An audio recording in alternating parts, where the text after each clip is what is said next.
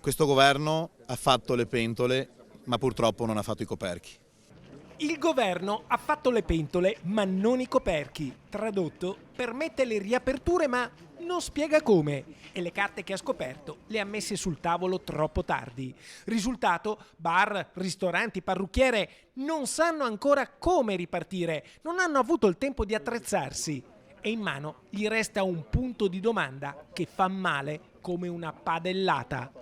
Il flash mob che va di scena oggi davanti al Tribunale di Vicenza mette insieme ristoratori, baristi, parrucchiere, titolari di locali uniti dalla solidarietà, dal dramma, dalla tragedia economica prodotta dal coronavirus e peggiorata da regole opache, confuse, difficili da interpretare e ancor più da applicare.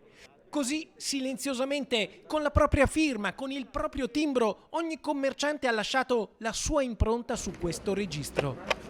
E arrivare a mettere il timbro della propria azienda su un libro che verrà deposto davanti al tribunale e dicendo allo Stato che qualcuno di noi purtroppo fallirà e la firma che mette qua è un anticipo del proprio fallimento, penso sia la cosa più brutta che uno Stato possa vedere dai suoi cittadini che hanno sempre pagato le tasse.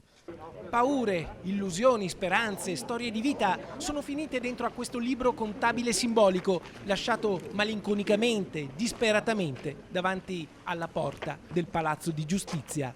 E quel libro lì davanti sta a indicare la sofferenza dei commercianti vicentini, ma non solo, penso italiani, in questo momento.